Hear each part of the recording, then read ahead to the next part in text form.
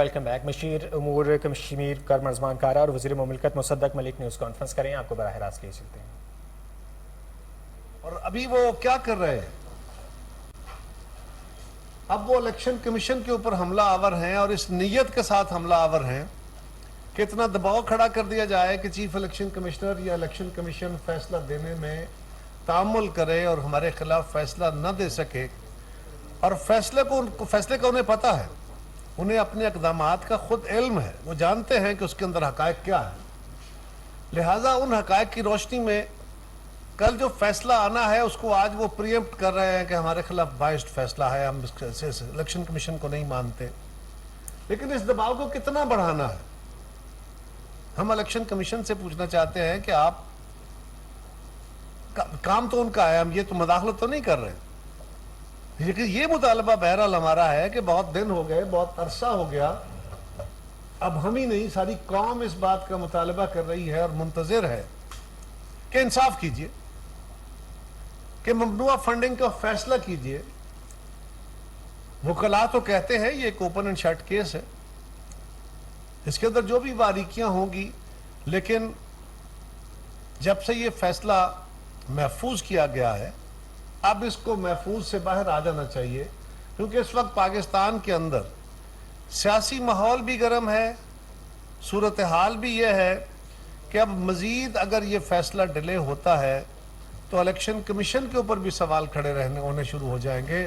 پہلے ایک طرف سے تو سوال آلریڈی ہے، وہ تو حملے کا شکار ہے ہی، لیکن ہم اپنے اداروں کے ساتھ تصادم کی کیفیت میں نہیں جانا چاہتے.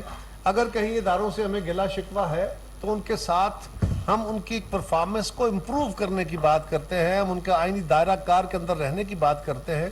اس سے زیادہ ہمارا تقاضا نہیں ہوتا، اس سے زیادہ ہمارا احتجاج یا ہماری کوشش نہیں ہوتی ہم اداروں کو ڈیمولش کرنے، ان کے کردار کو ختم کرنے کی بات کبھی نہیں کرتے.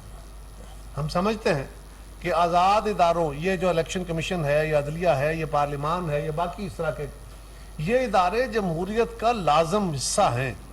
اگر جمہوریت رہنی ہے، چلنی ہے، جو کہ رہنی ہے، جس کے بغیر پاکستان کا گزارا نہیں ہے، تو اس کے لیے یہ ادارے بڑے ضروری ہیں. لیکن ان اداروں کا آزادانہ فنکشن کرنا بھی بہت ضروری ہے. اس لیے آج ہم پھر یہ مطالبہ کرنے آئے ہیں کہ ممنوعہ فنڈنگ کیس کا فیصلہ جلد از جلد، اب مزید ڈیلے نہیں ہونا چاہیے، اور جو آزادانہ فیصلہ الیکشن کمیشن کرنا چاہتا ہے وہ کرے، تاکہ یہ جو تعطل ہے ختم ہو اور الیکشن کمیشن کے اوپر جو دباؤ روز بروز بڑھتا جاتا ہے اور یہ جو گالیوں کا طوفان خان صاحب نے کھڑا کیا ہوا ان کے لیے، وہ سلسلہ تھم سکے. جی ملک صاحب. بہت بہت شکریہ جی. میرے خیال میں بڑی بات، موٹی بات تو قاہرہ صاحب نے آپ کے سامنے رکھ دی ہے.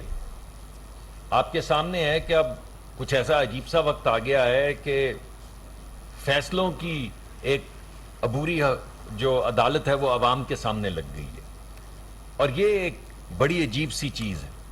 پاکستان کی جو عدالتی فیصلوں کی تاریخ ہے، چاہے وہ مولوی تمیز الدین صاحب کا فیصلہ ہو، چاہے وہ ذوالفقار علی بھٹو صاحب کا فیصلہ ہو، چاہے وہ میاں نواز شریف صاحب کا فیصلہ ہو کہ انہوں نے اپنے بیٹے سے تنخواہ لے سکتے تھے، اگرچہ نہیں لی مگر لے سکتے تھے، اس بنیاد پہ وہ صادق اور امین نہیں رہے. اس بنیاد پر وہ صادق اور امین نہیں رہے.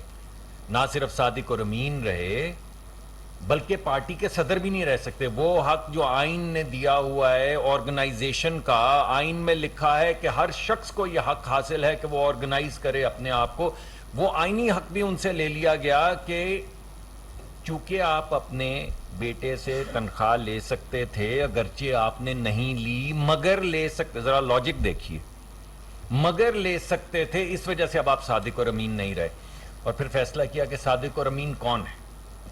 صادق اور امین وہ ہے جس نے 190 ملین پاؤنڈ یعنی $250 ملین جو اکنامک کرائمز ایکٹ میں لندن میں پکڑا گیا، وہ کابینہ کے فیصلے کے ذریعے اس کے حوالے کر دیا سپریم کورٹ کے اکاؤنٹ میں، جہاں پہ اس کا جرمانہ جمع ہونا تھا.